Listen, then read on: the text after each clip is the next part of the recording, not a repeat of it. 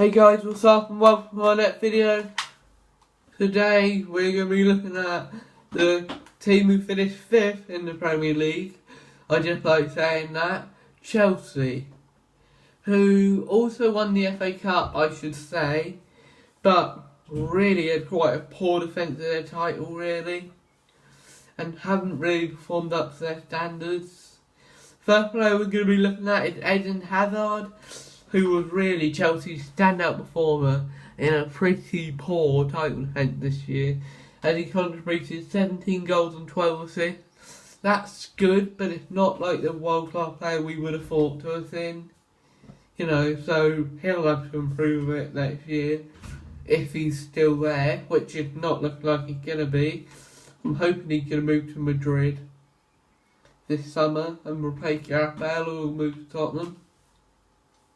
Next player we're going to be looking at Thibaut Courtois, who had a bit of an up and down season.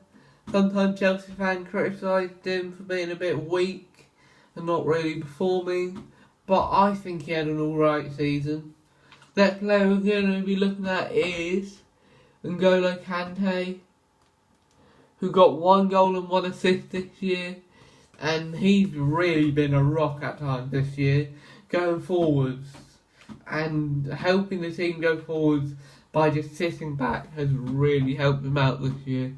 And it's allowed some of the other players to bomb up the field and really create some chances for Chelsea. So this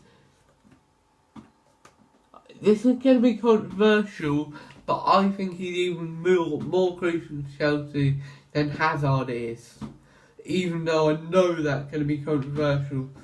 Next player we're going to be looking at is probably one of Chelsea's other best players, and definitely one of their star performers this year, Cesar Azpilicueta, who's Mr. Reliable really, and who can play anywhere along the back five.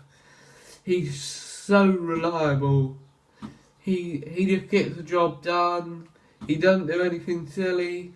He can start off attacks. Honestly, I really hope he leaves Chelsea this year.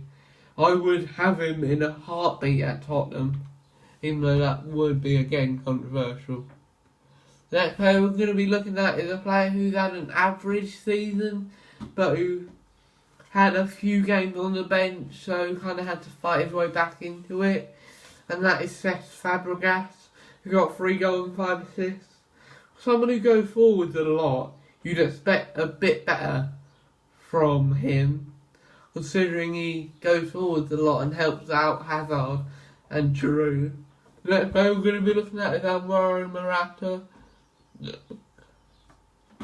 who despite 15 goals and 6 assists this year, Chelsea fans haven't really been impressed with him. He hasn't been consistent and they have not enjoyed watching him. So I wouldn't be surprised if he was shipped off to Madrid or Juventus this summer, because he does like going back to his former team, so he could be one to watch out for this summer. The next player we're going to be looking at is someone who I think is 1, a traitor, but 2, very underrated at Chelsea at the minute, and that is Willian, who scored 13 goals this year and got 9 assists. So he's a very talented player going forwards. He creates. He is like their second Eden Hazard really. I really rate him. I really wish Chelsea wouldn't have come in for him. And I so wish he never would have rejected Tottenham. But I'm not bitter. The next player we're going to be looking at is someone who hasn't really had a lot of football this year, surprisingly, and that's David Luiz, who's fallen out with Conte, and it looks like a matter of time before he leaves, because he had 1 or 2 bad games, but, I rate him. The next player we're going to be looking at is Pedro, who scored 7 goals and got 4 assists this year. So he's no Willian, but I cannot see the temptation on starting Pedro before Willian. When Willian gets you goals, he gets you assists, he'll create, whereas Pedro just doesn't do that for me. The next player we're going to be looking at is someone who made it into the team towards the end of the season and kind of got himself stuck there, and would be really disappointed if they signed a new striker this year, and that is Olivier Giroud, who had a really good end of the season, scoring 5 goals and 3 assists for him. He had a really good end of the season, considering some of those were off the bench, but I think he should be starting next year if they don't sign a new striker. The next person we're going to be looking at is Andreas Christensen, who got no goals and no assists this year, but who really had a good impressive season until right at the end when he started being left out for Gary Cahill. But, you know, he's a good player, he shouldn't give up, and he should really go somewhere someday. The next player we're going to be looking at is someone who made it into the team at the end of the season, and who was one of the surprise inclusions in the England squad for me, and that is Gary Cahill, who I think is way past his best. His best was when he used to sit alongside John Terry at the back. Them two used to be great together for England at times and for Chelsea, but, you know, he hasn't really performed recently. The next player we're going to be looking at is Marcos Alonso, who got 8 goals and 3 assists. He's a really quality player and who can easily take free kicks.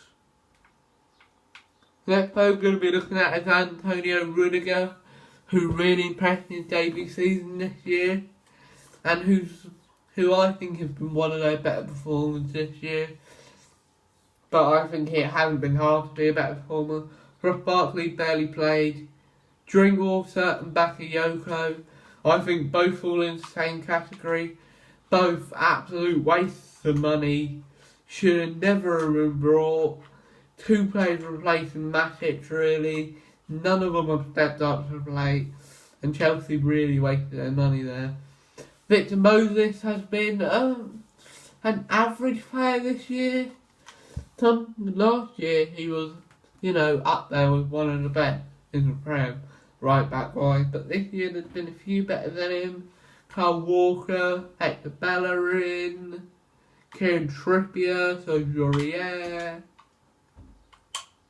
Antonio Valencia. But he's still got 3 goals and 3 assists, so that's a decent return. And I don't think any of the rest of these have hardly played. The next we're going to be moving on to their transfer targets. But before that, they really need to sort out the Conte situation. And honestly, in my heart of hearts, I'm hoping he's going to go because he's a really good manager. But their main target this year, if Morata goes, or even if Morata doesn't go, just put Morata on the bench with Giroud and sign Robert Lewandowski, who's always been that kind of striker who will score you goals when you need goals, and who's a really good player and who would easily fit into Chelsea team alongside Hazard and Willian. Next player, who's their 5th or 6th favourites for, but I put on this list anyway, is Gareth Bale, who I'm begging do not do a Willian this year and completely ditch us. Icardi is the same as Lewandowski, just not as clinical.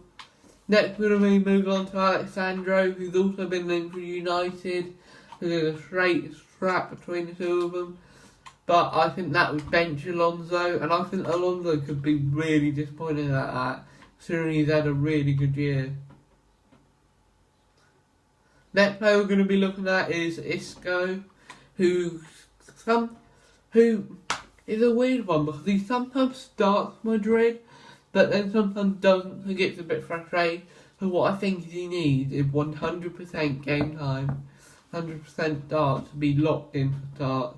That one we're going to be looking at is Koulibaly, who's mainly on this list if Ferrari or whatever his name is moves to Chelsea this summer.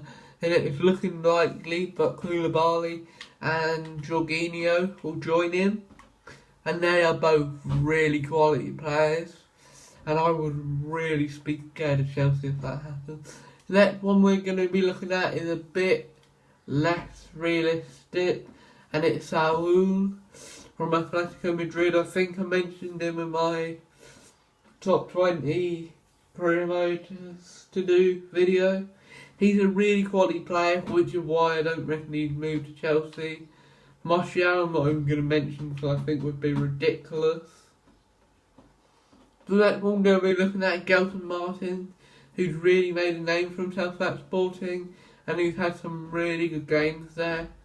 The next one we're going to be looking at is Lascelles, who has done really well for Newcastle this year, only towards the end of it, dominating Giroud and everyone on the final day. The next one we're going to be looking at is Cristani, who I know nothing about, so we're just going to move on. Next one we're going to be looking at is Palace's player of the season in my mind. I think everyone's mind, I think he actually got voted it, and that is Will Zaha, who's definitely their best player, and if they lost him, relegation would have been guaranteed for next year, unless they invested the money really well, and I mean really well. They went out and got a cheaper Gareth Bale and stuff like that. That one we're going to be looking at Kazawa, mainly to back up Alonso. That one we're going to be looking at Jorginho, who's in the same boat as Koulibaly. Next one is Leon Bailey, who's a talented player and who I also mentioned in my top 20 career mode to do videos. And he's a really quality player and he's young as well, and he's Jamaican, so how could he be any better? That one we're going to be looking at is Luke Shaw, who kind of fallen out with Jose Mourinho because he doesn't stay fit for long enough. And it's just not good enough from him. He's made a big fall from grace, and I'm hoping Chelsea will go for him, and Tottenham will go for Sessegnon, and so then if Rose leaves, we've got a proper backup. That one we're going to be looking at Kepa, who was mainly here, so then they didn't have to, so then if they sold Courtois, they had a backup, and could sign a proper goalkeeper and not Caballero.